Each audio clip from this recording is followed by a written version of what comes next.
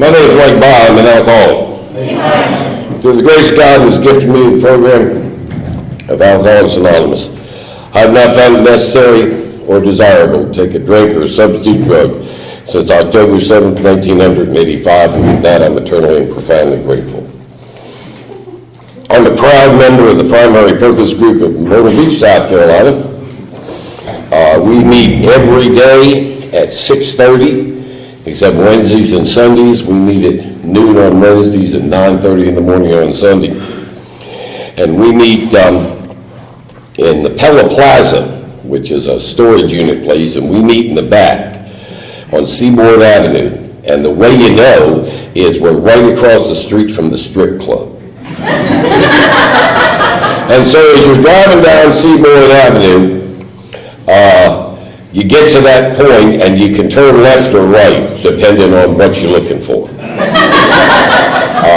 If you turn into Pella Plaza and come around the back, you'll find a small but enthusiastic group of drunks. And so if you're ever in Myrtle Beach and you can find our way to Primary Purpose, we'd love having you come share your experience, strength, and hope with us, because God knows we need it. I have a sponsor, he has a sponsor, etc., etc., etc. I tell you that for two reasons. First of all, I want you all to know I'm doing it your way this time. I came here a lot and did it my way. I tell somebody today I came here a lot and I sponsored myself. And the only problem was that I kept finding myself in places with my sponsor drunk. Both of us. I didn't work real well. This time I'm doing it your way. The other reason I tell you that is that if I say anything to offend you tonight or something you don't agree with, at the end of the meeting, please do not come up to me and complain. Come up to me. I'll be happy to give you my sponsor's telephone number. You can call him because he's responsible. He's usually available at 2 a.m. and just loves to get phone calls. I thank Steve for the introduction. It was really good. You forgot to tell him how humble I was. Well, when you're humble and nobody notices, it's really a drag. It's real important that people notice how humble you are.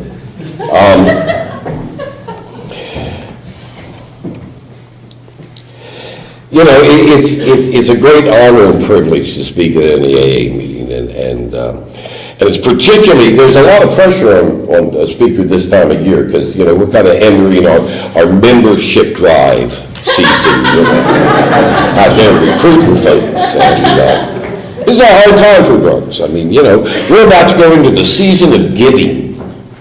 I have to go into stores and think about what somebody else would like, as opposed to me. And that's not a thought process that comes naturally to a drunk like me. I'm the kind of guy who thinks about me, and everybody else is sort of an extra in the film that I'm directing and starring in. And all y'all are just here to cheer. And that's sort of what goes on lots of time in my head.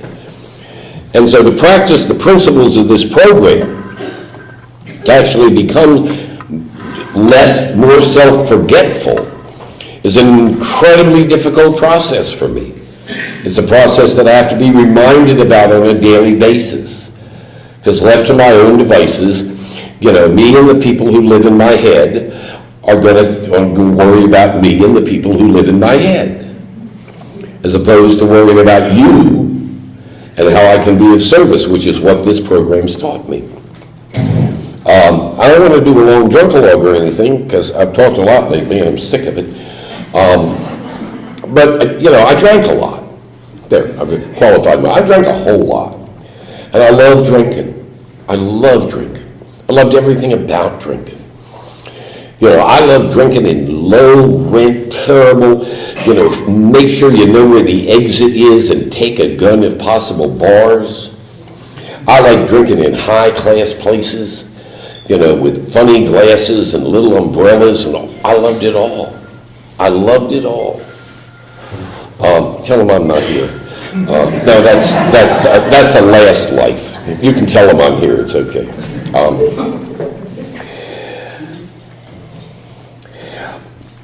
I grew up in an alcoholic family. Drinking was normal in my family. Everybody in my family. Well, I got two cousins who aren't drunks, but we met and married drunks so they'd fit in at family gatherings and things like that. And that's not why I'm an alcoholic. I mean, I believe that there might have been a genetic proclivity that I got from my parents and grandparents and everybody else for alcoholism, but that's not why I'm an alcoholic. I'm an alcoholic because I drank a lot. And in the process of drinking a lot, I became incredibly self-centered. I started out self-centered, but it got worse when I drank. I grew up absolutely terrified. I grew up in a family that absolutely adored me. The people in my family thought I was wonderful. You know, we're Southern folks. We're of Irish descent. And, you know, you get a cute little red-headed kid with twinkly blue eyes and a mouthful of blarney. Yes, it's like being Jesus, for heaven's sakes. I mean, it really is. I mean, I grew up like the little Prince of Connemara. I'm the only son, I'm the only boy in the family with my grandfather's last name. And he adored me and I adored him. And I was treated like royalty. I was the guy who was going to take over the vast empire.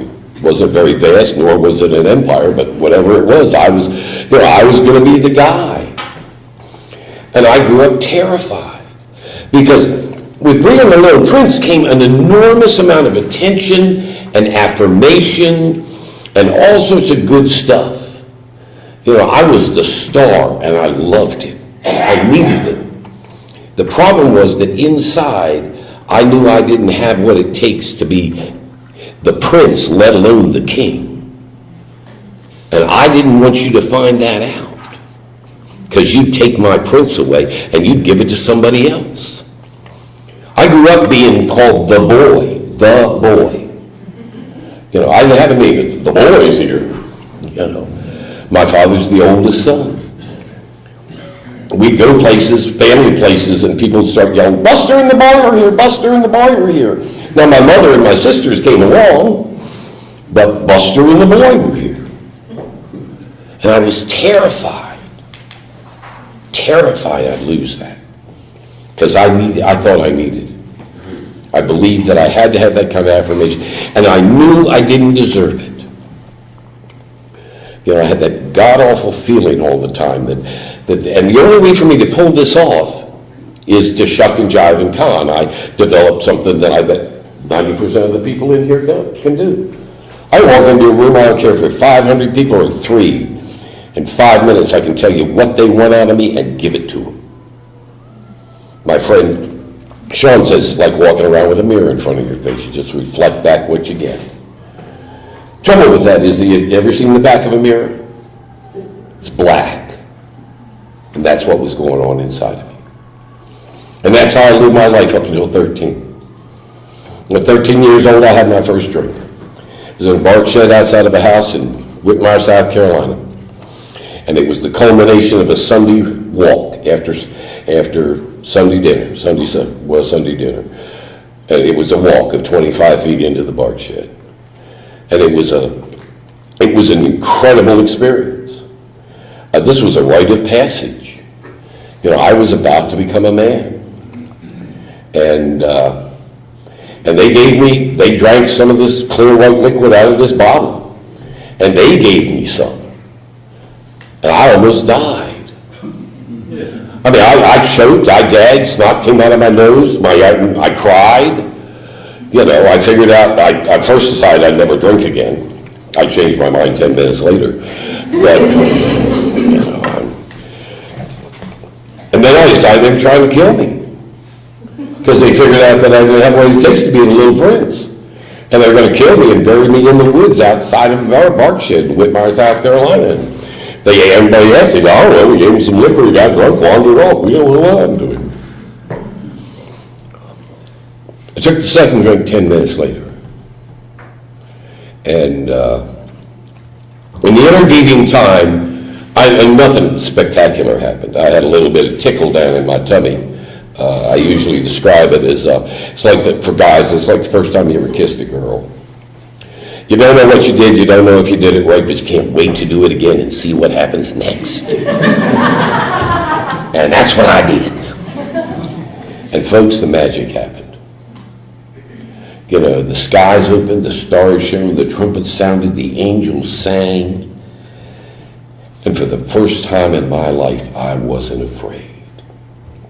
I was a man among men. I was the little prince of Connemara. I looked over at the king and thought, you know, if you don't retire soon, I might just stage a coup. Because I am already. My friend Cliff describes it as any good alcoholic after 10 minutes of drinking gets 8 minutes of okay. And I got my first 8 minutes of okay. The way I like to describe it is that feeling that we all get, where we go, I got this. And for the first time in my life, I got this. Our book describes it very simply in the doctor's opinion. Sense of ease and comfort that comes at once from the first drink. I had an alcoholic father. I could never understood why he drank. He's sitting over in my left. And, you know, there would be a 6 or 7 day run, and, you know, punches would be thrown and stuff would be smashed, and it would be horrible. He'd get up the next morning and he'd come to each and every one of us, and he'd apologize for what he'd done the night before, the 3 days before, however long this thing lasted, and he'd say, it's okay, I'm going back to AA. And this won't happen again. And he'd go back to AA. And I mean, when you looked at him and he did this, you saw what the book describes as incomprehensible demoralization. You know, he was beat.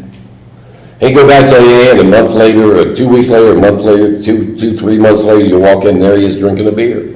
And I can remember as a small child thinking, this is not a smart man. Why is he doing this? He knows where he's going to end. And after that second drink, I looked over at him and I said, this is why he does it. And I never again complained about his drinking. Because that feeling of completeness that comes with, for people like me, and I assume people like some of you, from having that first drink is incredible. You know. If ever I find a person, place, thing, situation, fact in my life unacceptable to me, I can find no peace till I have a drink. Because it works. It doesn't work for those other people. It really doesn't. You know. I mean, yeah, I had friends in high school and they weren't alcoholics, and their girlfriends broke up with them and they went in their room and cried for 2 weeks. You know, my girlfriend broke up with me. I went and got a bottle of liquor about 8 o'clock that night. Hell, I didn't like her anyway. And there were obviously hundreds of other very attractive women out there just dying to meet me. You know, and you sit there and you think, well, you know, 3 hours of drinking or 2 weeks crying in your room, any idiot would pick that. The problem with my friend is that alcohol didn't do for him what it did for me. Yeah, if he drank a bottle of liquid, he'd just be drunk, crying in his room for 2 weeks. One of my wives told me once, she said, I don't like the feeling of being drunk. That's the dumbest statement I've ever heard any human being make. I mean, who doesn't like that? I was 5, 6 years sober till I figured out that, you know, when she has too much to drink, you know, her nose goes numb, her lips get fuzzy, she gets dizzy, and she feels stupid. You know, that ain't what happens to me. It ain't what happens to some of you. The whole world is different. That drinking that Bark said started 25 years of raging alcoholism, augmented by substitute drugs. And I did all the stuff, all the stupid, ridiculous, absurd stuff that we all do. But I'll tell you one story, because I want to get sober. Because what happens important, and what happens important, and what I'm like today is important. But I'll tell you the kind of drunk I was.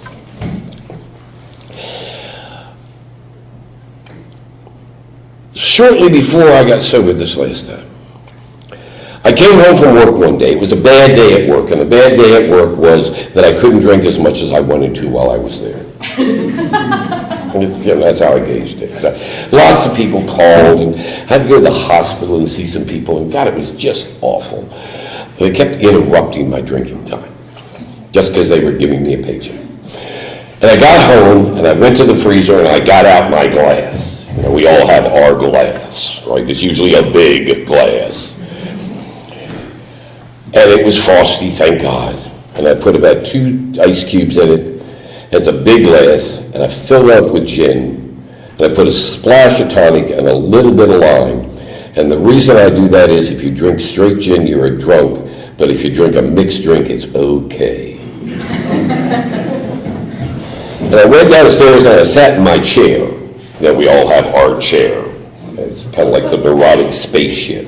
You have to take a trip and never leave the farm, you know. And I took a big draw of that gin. And it happened one more time. I went, oh, I got this. And I held that glass up to the sky. And I prayed the most honest prayer I've ever prayed in my life. I said, thank you, God, thank you, God, thank you, God. Thank you, God, for making this so I can deal with that. Alcohol gave me the ability to deal with a world that drove me nuts. And therefore, it was necessary for me to drink every day. It was necessary. I didn't drink at the end because I wanted to. I didn't drink at the end because it was a socially acceptable thing to do. I didn't drink at the end to be happy and gay and joyous and those kind of things. I drank because it's the only way I could deal with life. Because alcohol fixed whatever it was that was wrong with me. And what was wrong with me was fear. And the fear was you will find out that I am not as good as I want you to think I am. You will find out who I really am, and then you'll hate me, and I'll have to hate you. All that ended on the 13th of October. All that ended on the 7th of October in 1985, the best day of my life. And if you'd slapped a lie detector on me, I'd have said it was the worst. And I was called to the office of the Bishop of the Diocese of Maryland. I'm an Episcopal priest, still am, and I was in a small parish in southern Maryland, down on the Chesapeake Bay. And I got the call several days before that, and the call was basically that it was imperative that I meet with the bishop at 9 o'clock that Monday morning. Now, I knew there were only 2 possible reasons that he would want me there. And one was to congratulate me on the absolutely excellent job I was doing at this little podunk parish they had me stuck at. And the other was that there were some thorny theological problems threatening Western civilization as we know it, and only a brilliant mind like mine could help them figure it out. There's a third possibility I hadn't even counted on. And I'll tell this story because somebody asked me to tell it on the way in. I opened the door of the bishop's office, I walked in, and instantaneously I knew that I was about to become either the beneficiary or victim, depending on how you look at it. I thought victim of an alcohol intervention. Now I knew it was an alcohol intervention because I saw among the people gathered in the bishop's office 2 of the Johnson Institute certified alcohol interventionists in the Diocese of Maryland. And the reason I knew they were 2 of the 3 Johnson certified alcohol interventionists in the Diocese of Maryland was I was the 3rd Johnson Institute certified alcohol interventionist in the Diocese of Maryland. I'll tell you that because I know what's going to happen. I've done bunches of these. I know when I clear that door, there is a bed in the jitter joint and my butt's going to be in it tonight. And there are no other options. I know that. So being the brilliant person I am, I decided to negotiate. I said, well, if you think I'm drinking too much, I guess I could cut back. Everybody in the room thought that was hysterical. Several people almost wet themselves. I said, well, I guess I could quit altogether if you really think it's necessary.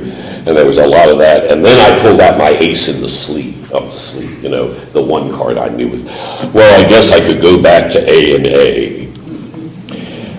And that didn't work. See, for years I had been coming to A&A. You know, and I had done, for those of you who've been in the Air Force, you may be familiar with touch and goes. That's when you take the plane in, you hit the landing strip, you boom, and boom, you zoom off into the sunset. And that's how I dealt with AA. I'd get in trouble, something would happen. I would say, okay, I'd zoom in, I'd touch the landing strip, get my white chip, and zoom off into the sunset. I was ready. And I stole more white chips from you people than anybody else. It ought to be a felony, as many as I took. I had no intention of staying sober. I wanted a white chip, because that was a get-out-of-jail-free card. Well, you did this, and this, and oh, it's okay, I have a white chip. I have a white chip. Like a white chip is some kind of magic. I did that with my uncle, who was sober a long time in this program. I said, Uncle Joe, I got a white chip. And he just kept talking. And he went down to me. And I said, Uncle Joe, I got a white chip. And he paid no attention. Now finally got right up in his face, shoved my chip about that far, and he was like, Uncle Joe, I got a white chip. He started with my dad. He looked at me and said, God, Mike, if you wanted a white chip, your father's got about 50 of them upstairs in his top drawer. We can find one for you. I was insulted. He said, don't show me a white chip, show me what you're doing. See, because that's what I did. I came in here and I pretended to be a drunk. Because the alcohol was not my problem. You said, if you have a problem with alcohol, you're in the right place. Alcohol wasn't my problem. Alcohol was my solution. Sober was my problem. I get sober, I go nuts. You know, my entire drinking history is an attempt to walk that razor-thin edge between knee-crawling, tree-hugging, throw-up, and rolling it drunk, and stark raving sober. And I never fell off on the stark raving sober side. I've been there, and I don't like it. Because when I'm sober, I'm crazy. Because when I'm sober, the people in my head start talking louder and louder and louder, and they get crazy and they scream. You know, I came in here, I heard about the committee. If I could get those people organized enough to be a committee, I'd be a success. You know, get a little Robert's Rules of Order going up there, for God's sake. My head's like a kindergarten, and the teacher has left the room. You know, somebody's pulling somebody's hair out over there. You know, somebody's throwing food. And everybody's probably going to the bathroom in the corner. You know, there is no order. And everybody talks at once. And I drink, and everybody starts to get a little quieter. And the guys in the back of the room are beating each other up, turn around and say, hey, what's going on? And things calm down just a little bit. I got this. So I did what I always did. Okay, I'll go to the rehab. You know, I did that for two reasons. Number one, you know, I'm a smart guy. I got a paper from Spring Grove Mental Hospital, State Mental Hospital, saying I'm not nuts. Got a paper. I got signed by a whole bunch of people. You know, obviously not top drawer psychiatrists, but you know. So I figure I'm going to be okay eventually. The other thing is I had my last drink at 7:15 that morning. If you're the kind of drunk I was and it's 11 o'clock in the morning, you know you're going to need another one soon. I've been in AA long enough to know time-honored tradition. Take a guy that did a ginger drink, you got to stop and give him the last drink. So I got in the car with the guy who was driving me up there. I said, you know we got to stop? He said, yeah, I know we got to stop. I got a half a pint of scotch, 2 tall Budweisers. We got to the rehab, and I was okay. I walked in, I got this. Because I knew that these were intelligent, well-educated people. And in very short order, with my ability to talk to them, they would decide that the people who did this alcohol intervention were well-meaning but terribly misinformed folks, and I would be let go. 36 days later, in a 28-day program, I was allowed to go home. Now, what happened there, I don't know. I don't know why that one worked. But I do know that the good people of Alcoholics Anonymous of Annapolis, Maryland, several old-timers, got together one night after a meeting at my church. Several of them were members of my church. And the topic of discussion is, what are we going to do with the drunk priest? And the answer was, find the meanest, nastiest, ugliest, rottenest human being in Alcoholics Anonymous and force him to be my sponsor. He was about as impressed with that plan as I was. I called him and he couldn't figure out who I was. Finally he got it, and he said, are you that drunk priest they stuck me with? And he used a word that I can't use because Wallace is here. It was not an attractive word, and it's certainly not a word that one should use to a servant of God such as I was.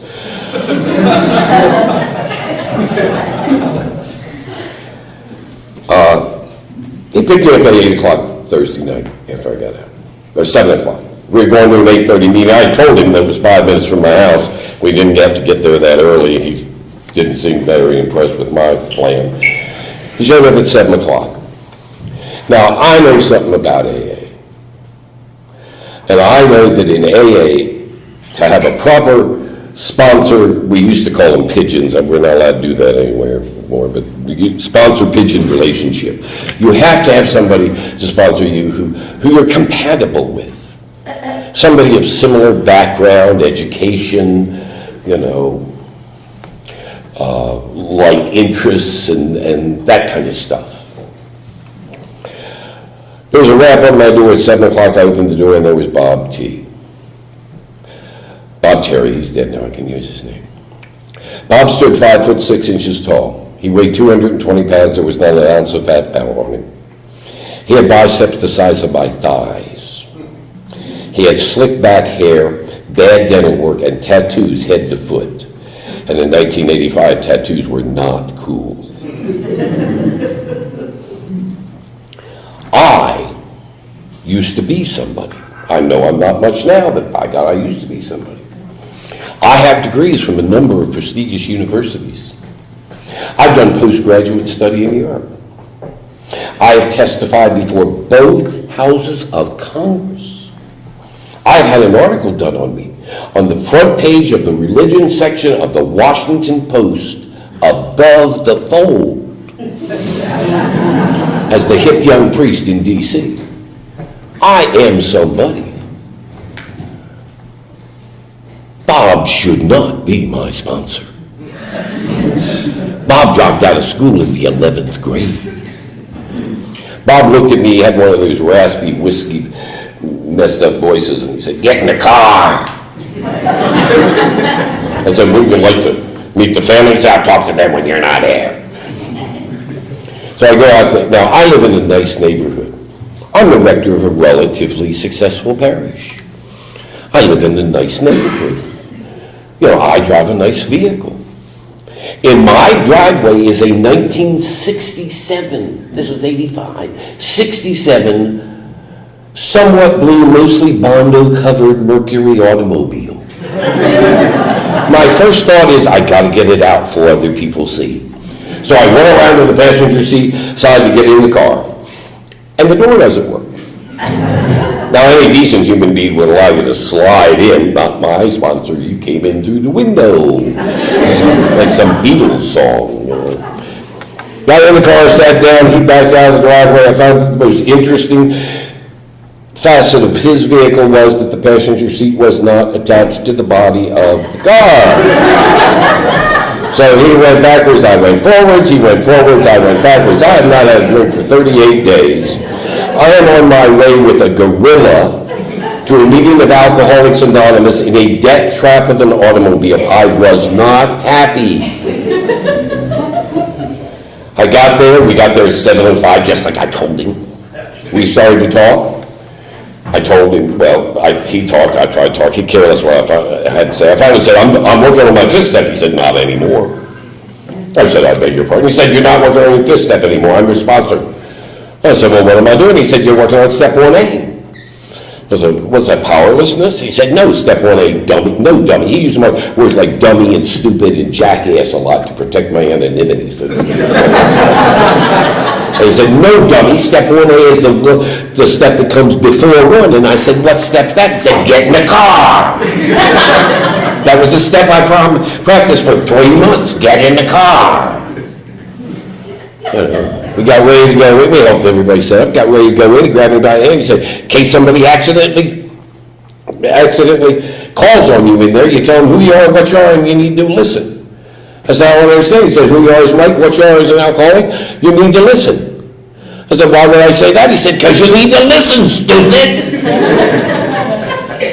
We finish the meeting, we help clean up, we get in the car, he zooms out of the parking lot, I fly into the back seat. We're running down the road, we come to where my turn is, zoom, right past it. I go, Bob, I think we've missed my turn. He says, no, we're on to Denny's. Denny's. I am personally acquainted with the head chef at Le Leon d'Or restaurant in the Watergate Hotel in Washington, D.C. It's a 5-star restaurant. You need reservations 3 months in advance. I can walk in off the street and I get a table. I don't do Denny's. I certainly don't do Denny's with Bob and his tattooed friends in the corner booth with all the glass so somebody knows me and comes walking past. They see me with these people. And that's what happened. Every night. Get in the car. I went 2 weeks into it. Another guy he sponsored, went to his house when he was not there with about 8,000 pop ribbons. And that seat will never move again. His wife thanked me for it. He was furious.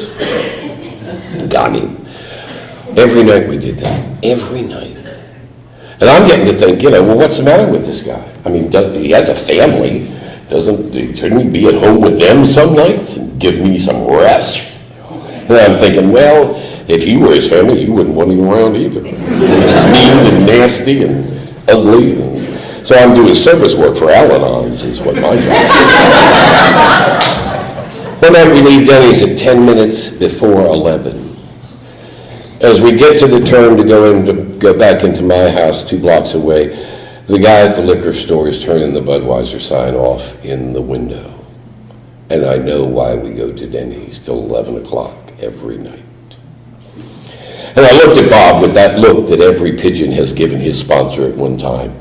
I know what you're doing. And Bob looked back at me with that loving sponsor smile, and he looked at me and he said, that's okay, Mike. I don't like you either. And I wasn't likable. But he put up with me. And for the next 10 months, I pretended to be an alcoholic. I pretended to work a first step and a second step. And I'd been around here long enough that I knew the lingo. I knew exactly what to do. I knew how to act.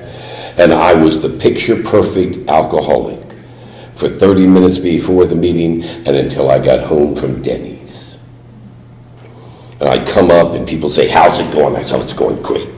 Slap home the wonderful life this AA, giving me a God, everything's wonderful. I go home, drop kick the dog across the living room rug, chase my children with bats and knives because I did not like the way they said thank you. I was insane. I should have been locked up. One of my kids tried to kill me. That was probably a good decision. His thought process was, we can have no peace unless he's dead. And he tried to kill me. I mean, he thought it out. Good plan. Thank God it didn't happen. Not because I should have lived, but because I wouldn't want him to have to carry that. Had it happened, I'm sure the jury would have stood after 10 minutes of testimony and truthful testimony and applauded and given him an award for admirable homicide. I needed to be dead. I really did. And 10 months with no liquor and no program? Try that once. I'm insane. I'm absolutely insane. At the Arnold Saturday morning meeting, I go to my sponsor, and if you're new here or you're just doing touch and goes and that kind of stuff, don't ever, ever, ever do this because it's a dumb idea. First time in my life, I told him the truth. I told him that I was homicidal and suicidal and every other kind of sidle known to man. And I didn't know what to do. And he looked at me and got that stupid sponsor smile on his face and said, well, I guess life will just unfold as it unfolds. And I snapped. I was terrified of this man because he threatened physical violence a lot. You know, do this, I'll break your kneecaps. It was his favorite phrase. And I grabbed him. I said, you don't seem to understand. I'm going to kill somebody and you just moved at the top of the list. Not that he had very far to go to get there. And he said, well, what do you want from me? And I said, well, you're so smart. Why don't you tell me what to do? He said, why don't you join AA? I said, what do you think I've been doing for the last 10 months? He said, visiting. He was absolutely right. I wish I could say I joined AA that day. But I waited 3 months. I was a year and a month sober. And I woke up one night in the worst emotional pain I've ever been in my life. I was crying. I had no idea why. And I knelt down, rolled out of my bed, knelt down at my bedside, looked up at the ceiling and said, Dear God, please help me. I believe everybody in this program has 3 surrenders. First surrender is to alcohol. Oh my God, I guess I can't drink anymore because I keep getting in trouble, or I'm getting locked up, or I'm losing my job, or whatever it is. Then you wind up coming here and you have your second surrender. That takes a while because you walk into a room full of absolute goofs, with just stupid stuff. I mean, the slogans on the wall, it's like you died and went to Hallmark, for God's sake. All the dumb stuff you people say, and for a while you think to yourself, well, they're not that bad. I guess I could hang out with them for a while. So you surrender to the program of Alcoholics Anonymous. And the third surrender is the surrender to God. And that's when you get on your knees and say, God, help me. And you say it from the absolute pit of your stomach. Because there aren't any other answers. And that night I made my third surrender. I went downstairs and I opened up the book of Alcoholics Anonymous, and for the first time in my life I put Mike in those pages. You see, up until that point I'd come to Alcoholics Anonymous and I'd taken the program and I'd fit the program into my life, and those parts of the program that didn't fit my life we just trimmed off. Because it's just suggested, right? That night I started fitting my life into the program of Alcoholics Anonymous. And that part that doesn't fit has to be trimmed off and thrown away. Several days later, Bob came to me and said, you got to find a new sponsor. I said, why? He said, I'm going to Florida for 6 months. And I said, oh God, Bob, that's too bad. And inside I just fell to my knees and said, thank you, Jesus. Because I hated him. He saved my life and I hated the man. He gave me 3 guys I could pick from. One of them was a California drunk. You know those California drunks? They're great. They're all laid back and spiritual, and laugh a lot and all this. I picked the California drunk. 5 minutes after he became my sponsor, he turned into Bob Jr. Started calling me dummy and yelling stuff at me. But he taught me about the steps of Alcoholics Anonymous. And he taught me a whole bunch of stuff that I needed to learn. He taught me that, for instance, in the first step, that the world is like this and my head's like this. What happens is, when the world's like this and my head's like this, I experience cognitive dissonance. It doesn't match up. It's a psychological term. What it means is I'm restless, irritable, and discontent. I'm generally grumpy all the time. And he said, and when I drink, my perception of the world changes, it goes, and it matches up, and everything's hunky-dory. He said, what we're going to do is we're going to leave the world alone and take your head and go, but my head's like a rubber band, and it keeps snapping back. So I have to keep coming to meetings and working steps and having a sponsor and doing all that other silly stuff. Because the minute I don't, it goes boing, and once again, I'm restless, irritable, and discontent. Taught me about a God. I knew everything about God. I have a degree in God. I worked for God. I know about God. The problem is I didn't have a God I could have a relationship with. I didn't have a God I could have a relationship with. So all my knowledge about God was absolutely useless. It's like the book says, self-knowledge is to no avail. He taught me about having a relationship with God. He taught me that, I turned my life over to the care of God, and he informed me afterwards, from now on, my life is none of my business, and I need to live it that way. Really, what happens to me is of none of my concern, because I turned it over to God. He informed me that my concern is how I can be of service. That's my only concern. In 4 step, I wrote down all the crappy things I ever did. And then in 5, I told the plumber stuff I wouldn't tell a $200 an hour psychiatrist. He told me things like, various farm animals will do. You don't have to name every one of them. He was a trip. 6 is important, and most of us don't like 6. Well, I know about it, most of us. I don't like 6. I don't want my character defects removed. I want them put somewhere where they're out of sight and don't embarrass me. But if I need them, I want to know where they are. It's like that shelf in your mother's house, way up high in the closet, where she puts the stuff she don't want anybody to know she has, but she might need one day. That's where I want my character defects. You know, because suppose I'm driving down the road in Myrtle Beach, South Carolina, and some idiot Yankee from Ohio cuts me off making a left-hand turn from the right-hand lane, and I go for my anger, and it's gone. I mean, what am I supposed to do? Just wait and say, have a nice day. As opposed to, you're number one. You know, I don't want that stuff. But I got to be ready. But I humbly ask God to remove my character defects. I had trouble with English when I got here. Bob used to say, I say simple, you hear easy. Simple is straightforward without complication. Easy is without great effort. I misread the 7th step. I thought it was identify and overcome and correct all your character defects all by yourself. I have no more control over my character defects than I do over booze. All I can do is lay in the foot of God and pray to God He takes them away. And then there's that big loophole in the 7th-step prayer, you know, remove from me every single defect of character, stands in the way of my usefulness to God and my fellows. Obviously, some of my character defects are very useful to God and my fellows because they're still hanging around. And I have to look at them, another sponsor told me I had to look at them as gifts. They're gifts from God, and I have to figure out how to use them until He decides to take them away. Made a list of all the people who I needed to make amends to. I mean, not they didn't deserve everything I did to them and worse, but I had to go tell them I'm sorry and try to make up for it. And they didn't have to tell me they're sorry, which really upset me. And I try to do that every day so I can keep the sound of my street closed. I try to pray every day. I got to 12, and 12 is where it really is for me today. He taught me something, you know, about that hole that we all talk about. I got a hole in my stomach and the wind blows through. I feel awful.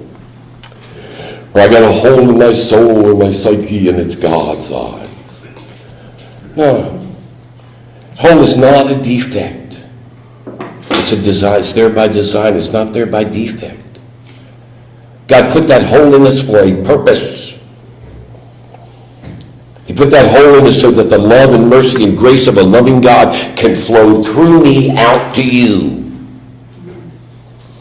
All my life I tried to cram stuff in that hole to stop it up. I tried relationships, I tried booze, I tried drugs, I tried money, I tried status, I tried education, I tried everything I could get my hands on. I even tried to stuff it up with God. It doesn't work. See, because when the love of God and the mercy of God and the grace of God is coming through me out that hole to you, I don't even know it exists. And the minute it stops, I'm empty.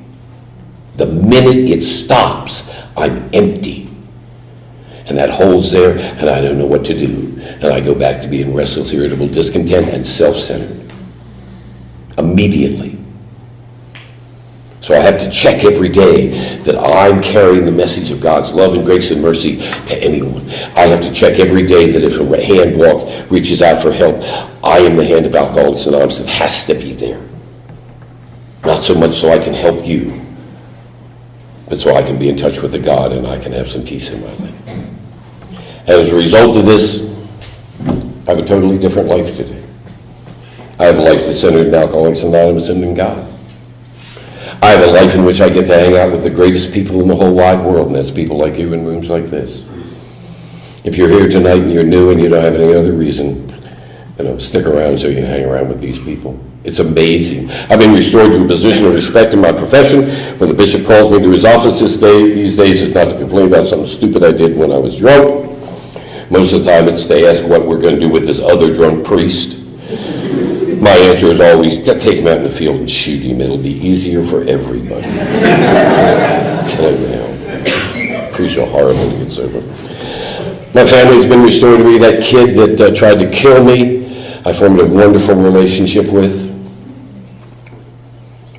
I was 20 years sober. He killed himself. Killed 2 other people too. Strange thing happened. The minute I got the news, I didn't think what Mike thinks. I didn't think, oh God, poor Mike, this is terrible, this is horrible, let's go get drunk. The first thought that came to my mind, the first thought, was how do you help his mother and his brothers and his other family and his friends to get through this? How can you be of service? That's not my thought. It's your thought. See, when I wasn't looking, you put some more people in my head. They're up in the kindergarten, but they're adults. And they don't scream and yell. They just sit back, and every now and then they say, hey, maybe we ought to try doing a voice step on that problem. Maybe we ought to go to a meeting, or maybe we ought to talk to our sponsor. And what they said that day was, maybe we ought to see how we can be of service to everybody else. And the strangest thing happened. The more I tried to take care of them and help them heal, the more God took care of me and helped me heal. I'll tell you one story because I'm running late. This happened to me recently, and it's touched me profoundly. I have had the opportunity a number of times to speak on panels and places where they record you. Okay? And then they sell the little sets of CDs. I was recently speaking on a panel at a conference. And I finished my talk and I came down front like you always do, and we say the Lord's Prayer, and then people lined up like they always do to shake your hand and thank you and be very gracious to you. And I know it's not me, because I'm not that bright, but everybody's always very gracious and it's very nice. And this kid comes by. I say he's a kid, he's probably late 20s, maybe early 30s. And he grabs my hand, he almost broke it. And there's deep emotion in his voice, and there are tears coming down his face. And he says, thank you. And I said, well, you're welcome, And he said, no. He said, thank you. He said, I have one of your CDs. And I have it in my truck, and I played it a lot. And you saved my life 3 times. Now, for a self-centered, egotistical, arrogant drunk like me, what usually happens is that I get all puffed up and think, well, I'm just king of AA, aren't I? Clancy Emmons, boy, Clancy, I move over. I didn't know what to say. I was blown. I've never been so humbled in my life. And my mouth started moving, and I wasn't paying much attention to what I was thinking, and this thing came out that I'm sure wasn't me, and I said, it wasn't me, it was God. He just rented my voice that evening, and I meant it. And it occurred to me in that moment the enormous and incredible privilege that each and every one of us have in this room. We get to be a messenger of God, sometimes by our words, mostly by our actions. We get to be a messenger of God to help save people's lives. In my faith tradition, that's what they call angels. They're messengers of God. Every day of my life, I get to hang out with angels. And every now and then, I get to be one. That is an honor and a privilege beyond anything I think anybody could ask for. And that is only a result of a God of my understanding and the love and patience and kindness of people like you in rooms like this. Two men drinking in a bar in Alaska. One was a very religious man, one was an atheist. Atheist said to the very religious man, I don't believe in your God. The very religious man said, why not? Atheist said, well, a couple of months ago, I gave your God a chance to prove himself, and he failed. Religious man said, how did you do that? He said, well, I was stuck 150 miles north of town, a blinding snow blizzard, and I was lost, and I knew if I didn't get help, I was going to die. I knelt down in the snow, and I looked up in the sky and said, dear God, if you're there, please save me. The religious man said, well, you must believe you're here. And he said, no, some Eskimo came along and showed me the way back to town. 32 years ago, I was stuck in a blinding blizzard, snow blizzard, 150 miles north of town. I was going to die if I didn't get help. And God sent an Eskimo by the name of Bob T. to show me the way back to town. Numerous times in the last 32 years, I have been stuck in that same snow blizzard, that same 150 miles north of town. And God has always sent an Eskimo to come and show me the way back to town. If you have any trouble in your life, if you have any difficulty, I pray to God He'll send you an Eskimo to show you your way back to town and put your rear end in a seat in Alcoholics Anonymous. Look out for a guy who says, get in the car. I believe in the power of prayer. Tonight when I kneel down on my bedside, I will ask the God of my understanding if each and every one of you can have 24 more hours of this life. If you happen to have a God of your understanding, you have to be in communication with that God anytime in the near future, and if you happen to remember it, I would deeply, deeply appreciate it. If you ask the God of your understanding if I could have 24 more hours of this life, because I absolutely adore it. Thank you all very much for 12-stepping me one more time tonight.